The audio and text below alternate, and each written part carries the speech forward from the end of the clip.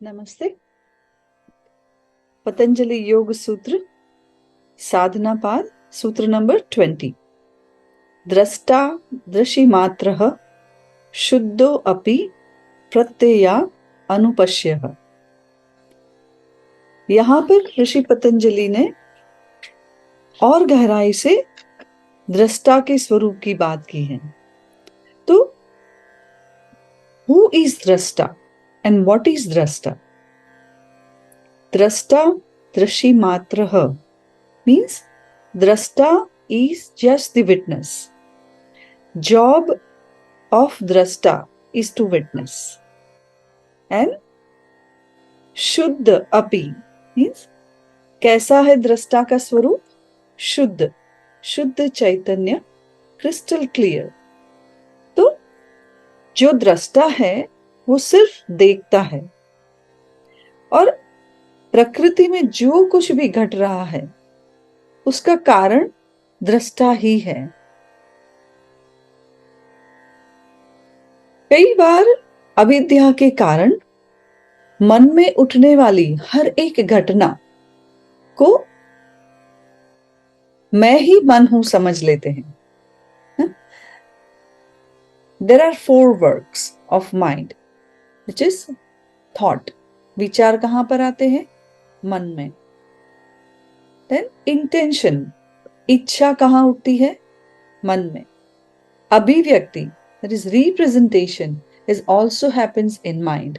And perception, कुछ भी संवेदना को महसूस करना, ये भी सारी जो भी क्रियाएं हैं वो मन में उठती है। मन में उठती है, दृष्टा से उठती है, दृष्टा के कारण उठती है ना? कि जो मन के पीछे या और हम कह सकते हैं कि दृष्टा से सबसे करीब कौन है? तो मन। बट कई बार अविद्या से दृष्टा और मन एक हो जाते हैं। दृष्टा अपने आप को ही मन समझ लेता है। तो जो भी सारी ये अभिव्यक्ति है, इच्छा है, विचार है, ये यही समझ लेता है कि ये मुझ में ही उठती है। बट दृष्टा सिर्फ ये उठने वाली सारी चीजों का विटनेस है, just the witness of all the things is happening in on the mind level. प्रकृति में जो भी घट रहा है उसका सिर्फ विटनेस है दृष्टा। और थोड़ा सा डेप्थ में इसको समझ ले कि इसको अलग कैसे करें। कई बार हम नहीं समझ पाते कि मन दृष्टा से अलग कैसे हुआ। कि तो हम कह सकते हैं कि कई बार हमें सुख या दुख महसूस होता है, राइट? सुखानुशयी, दुखानुशयी जो भी होता है, हमें राग द्वेष जो भी हम महसूस करते हैं, तो महसूस करते हैं तो एक महसूस होने वाली प्रक्रिया, लाइक सुख है या तो मन सुखी है, तो ये कौन जानता है? मन खुद उठ के थोड़ी बोलता है कि मैं सुखी हूं। मन का सुख देखने वाला है दृष्टा। मन का दुखी हो जाना ये भी देखने वाला है दृष्टा। दृष्टा कहता है कि मन दुखी है, मैं दुखी हूं, ये अविद्या है।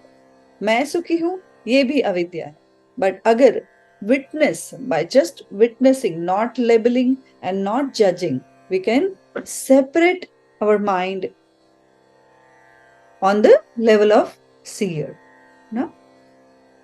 और ये हम इतना आसानी से नहीं महसूस कर सकते ना, क्योंकि हमारा मन जो है वो हमेशा ग्रसित रहता है, हमारी इच्छाओं से ग्रसित रहता है, मल, आवरण और विक्षेप से ग्रसित रहता है। There are so many layers on our consciousness, and because of that, our pure consciousness is contaminated. और जब यही